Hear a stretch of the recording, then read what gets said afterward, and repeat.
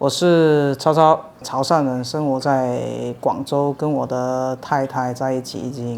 今年是第11个年头了。我是一个女跨男跨性别，现在我有2个孩子，已经是5岁了，一个男孩，一个女孩，龙凤胎。本身我对孩子并没有什么执念，说我很喜欢小孩什么，并没有。但是你知道，我那个年代是80后独生的年代，就是我没有兄弟姐妹。我每一年过年，他不就是要回我们家吗？过年不像农村的，他是每家每户他都会串门啊，亲戚都会走动。像城市里的人都是关起来，回到家的年夜饭，我爸、我妈、我老婆4个人。好冷清啊！就是那顿饭，你会觉得比平时吃饭还冷清啊！因为过年都各家都关起门来吃年夜饭。那么1、2年之后，2、3年之后，觉得天哪，这个以后爸妈一年年老，他们也肯定会先走的嘛。那哇，就那种感觉有点悲凉。看到别人家就是哥哥姐姐家里有孩子啊，然后很热闹啊什么，然后那时候就慢慢有这个想法萌生，就是家里如果有个孩子啊，那还挺好的。这是第一点契机。第二点就觉得2个人在一起，当时我们在一起已经3年了嘛，一般热恋也就是1年左右就差不多了。那2个人的感情要延续，不可能谈一辈子恋爱的。有什么方式是可以让2个人就是一直可以走下去的纽带呢？要个孩子，那会让关系更没那么容易说一句话就拜拜了嘛。如果他生他的，那其实跟我完全就没有关系的。当时还没有做性别重置手术，所以我体内还是有卵子的，就考虑到用我的卵子，那跟我是有关系的嘛。然后又他去孕育，那他对孩子肯定是更有粘度，用他的血液、用他的营养去孕育出来，那这层关系他是很难去扯掉的嘛。当时的话，其实没有想过要2个的，觉得有个孩子就行了。但是第一就是会不会中呢？那时候医生有问过，就是说是想要放1个还是2个，但是他也不会说保证说你放1个就1个，2个就2个。那我们当时就考虑的，那一次性去，如果能中2个是最好的，因为就完成了所有的事情了嘛。然后1个独生，我是觉得有点孤单了，结果就中了2。我自己内心的排序肯定是龙凤胎，然后我还是有点朝上直男癌。我第2选择就是2个男孩子，然后就才是2个女孩子，就刚好就中了，就是1男1女，就是对。孩子出生的时候是2020年，那时候是疫情的第1年，处处戒严的嘛，医院也很严，那时候一定要有核酸的报告，你才能进去住院部去陪床这样子。那时候因为前一晚上他是有见红出血，所以那时候我们进这个医院是很匆忙的。他自己能进去，因为他是孕妇，他不可能等到核酸再去，但我不能啊，我要等那个核酸，第2天检查核酸，然后等才能进去。但是他第2天的中午就已经要生了，我是等到他生完快6点的时候才进去的。他是1个人去生孩子，从签字上手术台，1个人，没有人陪。见到他的时候，他已经在住院部了，孩子已经送去保温箱了。生娃的时候我是没有在身边的，很无奈。见到他的时候，他整个人就是已经没有血色，因为2个胎盘啊，原来他肚子这么大，然后就没了嘛。他还问我孩子呢，他说哥哥先出来的，然后他好害怕，他说皱皱的，白白的，然后他说医生还在跟他聊天什么的，我就问他有什么感觉，因为那时候麻醉没过，他就说没什么感觉啊，就聊天聊一下就没来啊，就很轻松的感觉。到了晚上他还在输液，他突然就是这件事情就是很意外，就是突然他就咬牙咬到牙，整个人就是这样硬过去了，他大出血，然后那些医生冲进来给他压肚子去排血，就刚生完没有2个小时，他在里面惨叫的，然后我不给我进去，医生护士把我赶出去，他说他大出血，你不能把窗帘拉上，然后他在里面排血，然后到了晚上大概是8点左右，他就有这种应激反应，可能有应激反应，就整个人的血氧全部掉了。那时候我就怕他咬到舌头，我就用我的手指给他咬，就是硬是把他的嘴给撬开，但是没办法，这个手指都快断了，他的牙齿都没了。后面看到我砍螃蟹一支笔，才把它撬开。我说救命啊！哇，我很慌，我不知道那个时候发生了什么事情，我已经以为他要没了。他给他打了一个镇定剂之后，才送去了重症。他一个晚上在重症度过的，我就在外面。那时候我就觉得啊，天哪！我宁愿不要这个事情，不要孩子这个事情。如果能倒退，因为我在。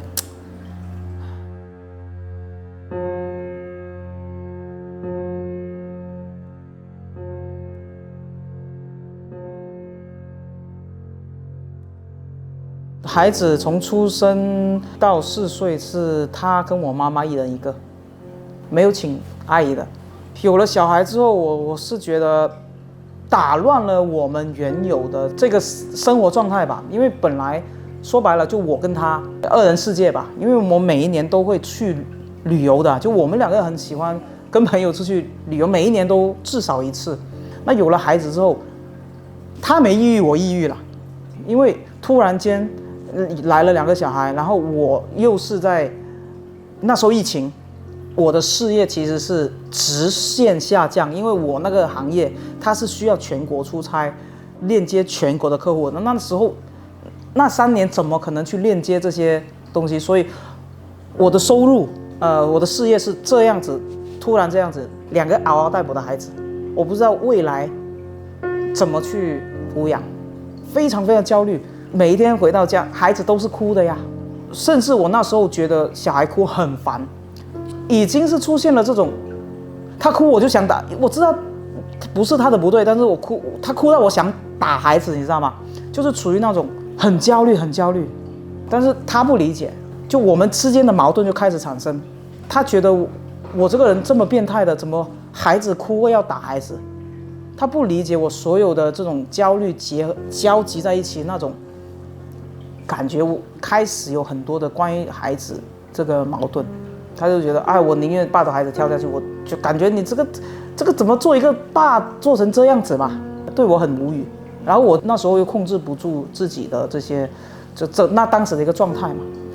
我在那几年的事业其实一直不稳定，就是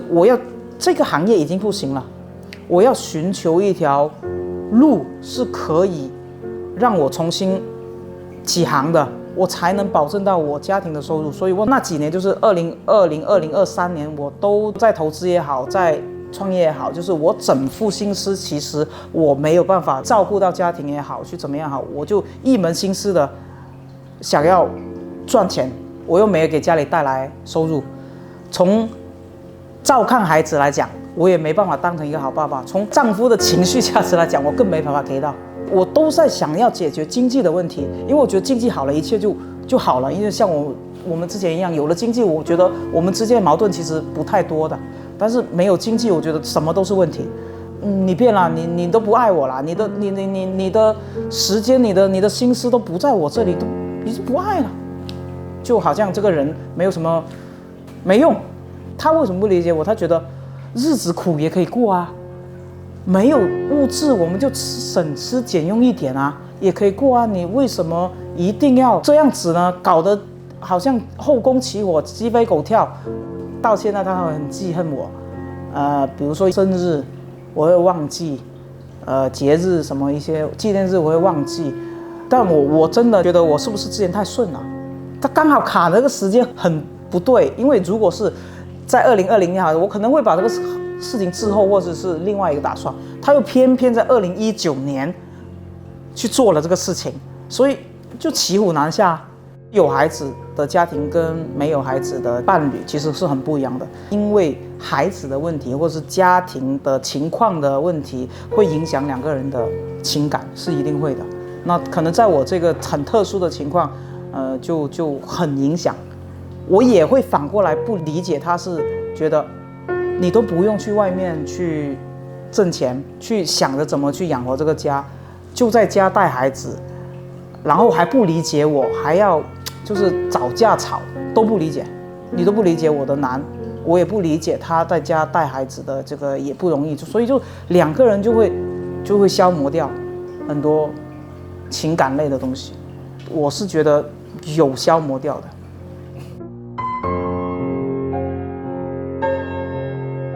2024年下半年有个机遇想去搏一搏，所以我就背井离乡去了武汉，整整1年的时间我待在武汉的，就很少回来。我就发现为了赚钱背井离乡，然后家庭完全不顾及了，这种生活可能不是我想要的。如果家都没有了，我赚钱来干嘛？然后我就淡下来，然后就给自己一段时间去休息，然后去照顾这个家里吧，去感受以前可能我老婆的不容易啊，或者是家庭的这些很琐碎的事情啊，教育孩子啊，要去陪伴孩子啊，他们已经现在幼儿园，要给他们一些新的事物，包括带他们去玩啊，带他们去上课啊，这些都要作为一个父亲要去做的事情。作为丈夫也好，作为父亲也好，我觉得主动的要去做这些事情，对爱人的这个关照啊，我会去煮东西给他吃啊，或者帮他去做一些看起来就是他不需要花到钱的事情，但是他要投入你的精力、精神的话，尝试去做这个角色吧，尝试去理解，不会以前那种状态说你没帮到我啊，或没有一起去想着赚钱啊什么的，就已经不会有这种责怪啊，或者是心理状态存在了。我觉得如果家还在，就一切都会好。调整完自己之后，还是要重新出发的。如果能解决到经济收入的方面，其实这是我最喜欢的状态。其实我本身自己不是一个事业型的人。我的理想就是过这种很平淡的生活，就是人家说钱就是为了买你的时间的平静的生活嘛，而不是去人情世故嘛。所以我其实本身我底子里是很喜欢这种家庭生活的，而不是喜欢在外面闯闯荡荡拼搏的。但是出于没办法，我的角色我必须要去那么做而已。经过了这段时间，我会觉得对自己来说是一种成长，因为我觉得活在当下吧。虽然说收入没有以前那么那个，但我们也会又过2个人的生活，然后把一些这5年来遗失还有没有做的一些事情，都去做了，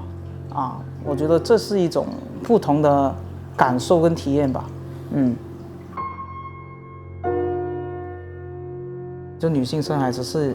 感觉到应该很简单，那其实它是这个风险是很大，就很多人以前觉得生孩子就是过鬼门关。是这句话是你没有亲身经历是很难去体会到，一定要慎重的去考虑，因为风险一定是存在的。现在的离婚率这么高，生育率也下降，因为离婚的成本太低了。但是有了孩子不同，